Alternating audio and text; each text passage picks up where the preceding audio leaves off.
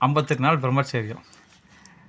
அது ஒரு சந்தேகமே வராத ஒரு நம்பிக்கை, கடவுள் மேலே ஒரு நம்பிக்கை. இது வந்து ஐயப்பனோட சின்முத்திரை. அது வந்து மனத்தெளிவு, குழப்பம், இந்த அவநம்பிக்கைலாம் வரும். அதுவும் பகவான கீர்த்தியை பற்றி அடிக்கடி பேசுறதுனால, தீயவற்றை காணாதே, தீயவற்றை பேசாதே, தீயவற்றை செய்யாதே, அந்த மனப்பாங்கோட முழுக்க முழுக்க ஐயப்பனோட கதை, சரித்திரம், அந்த 18 படி தத்துவங்கள், இந்த குருசாமியோட வழிகாட்டுதல், இந்த அனுபவங்களோட தொகுப்பு தான் சபரிமலை யாத்திரை. அவரோட வழிகாட்டுதல், ஐயப்பனே குருவாக வந்து நமக்கு வழிகாட்டுறார். ஐயப்பனுடைய நேரடி ரூபம் தான் குருவாக வரவங்க. அந்த ஒரு குருவாக வரக்கூடிய ஐயப்பன் வந்து அவரோட ஸ்பரிசம், அவரோட அணுகுமுறை, அவரோட அருகாமை இதெல்லாம் ஒரு பெரிய துணை அந்த யாத்திரையில்.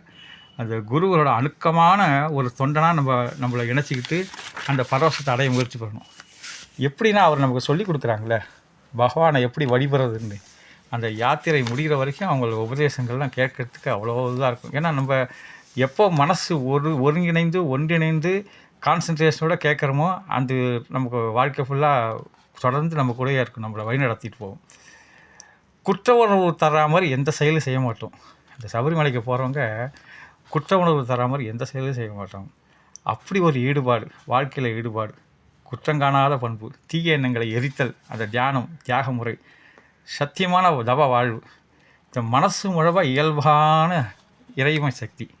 இந்த அவசரம், பதட்டம் எதுவுமே கிடையாது. எல்லாம் அவன் பார்த்துப்பான். முழு சரணாகதி தத்துவம் தான். அப்படி ஒரு புரிதல் அந்த ஐயப்பன் மலைப்பாட்டினே உணர்தல் எல்லாருக்கும் சாத்தியமாகாது. டெய்லி 108 சரணம் போட்டு அந்த ஐயப்பனோட கோடு போட்ட அந்த ரோட்டில் பயணிக்கிற பக்தர்களுக்கு தான் அது அனுபவம் வாய்க்கும். எப்போவுமே வீட்டு பெண்கள் அழக்கூடாது. வீட்டு பெண்கள் அழுதாக்க வீடு விளங்காது. நாட்டில் உள்ள பெண்கள் அழுதாக்க நாடே வளராது. அதுபோல் வீட்டு பெண்களுக்கு பொருளாதார பலம் கொடுக்கணும். உடல் ரீதியாக அவங்க மன ரீதியாக அவங்கள அழுத்தங்கள்லாம் நீக்கணும். அவங்களுக்கெல்லாம் ஒரு நல்லது நடக்கணும்னா ஆண்கள்லாம் ஒரு பிரம்மச்சரிய விரதம் கட்டு இந்த 54 நாள் நல்ல வேலை கிடைக்கணும், நல்ல வீடு கிடைக்கணும், நல்ல வசதியாக இருக்கணும், அவங்களுக்கு நகை நட்டுலாம் வாங்கணும், சொத்துக்கு சேர்க்கணும். எல்லாத்தையும் நம்ம வேண்டவே தேவையில்லை. ஐயப்பன் அப்படியே மேலே வசதி விட்டுறார். ஐயப்பன் முழுமையான பக்தி, தீவிரமான பக்தி, எல்லா நன்மைகளையும் அந்த தந்தை இறைவனுக்கு சத்திய குணம், அது மூலம் தான் நன்றி உணர்வோடு இருக்கணும். சத்திய குணத்தை காட்டி தான் நன்றி உணர்வோடு இருக்கணும். இப்போ தனக்கு வேண்டியது பிறக்கும் வேணும்னு நினைக்கணும், தனக்கு கூடாதது பிறக்கும் கூடாதுன்னு இருக்கும்.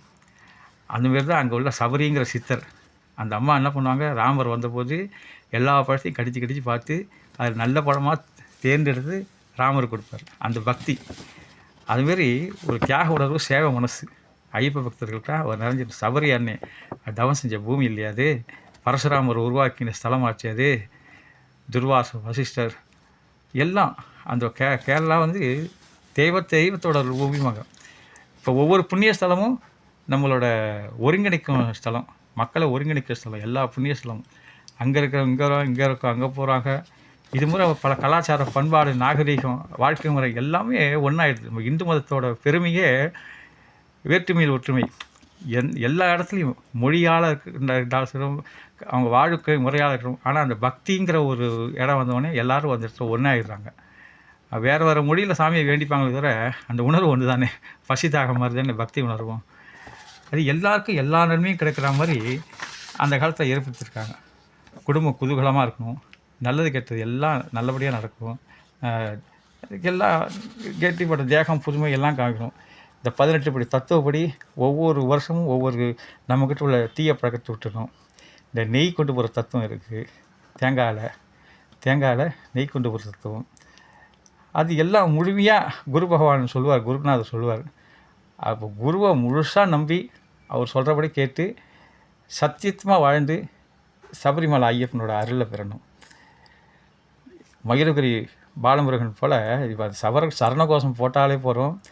அந்த நீல வஸ்திரம், கருப்பு வஸ்திரம், அந்த ஐயப்பனோட அடையாளத்தை தாங்கின எல்லாருமே யாரும் அழைக்கவே தேவையில்லை. அவங்க அப்படியே ஒன்றா கூடிடுவாங்க. அந்த இடத்துல ஒன்றா கூடுவாங்க. டெய்லி அன்னதானம் பழகிப்பாங்க. பல உயிர்களை நேசிக்கிறாங்க இல்லையா. அவங்களுக்கு இந்த இருமுடி தத்துவம்லாம் தெரிஞ்சவொடனே பற்றற்ற வாழ்க்கையும் இல்லை. தாமரையில் தண்ணீர் ஃபுல்லாக பற்றற்ற வாழ்க்கை வாழ பழகிறாங்க. அந்த 58 நாள் உள்ள பழக்கம் வாழ்க்கை ஃபுல்லாக ஒரு திரண்டு வந்துக்குரிய ஒரு பக்குவம். மனிதனுக்கு குரு, தெய்வம் எல்லாமே கடவுள் தான்.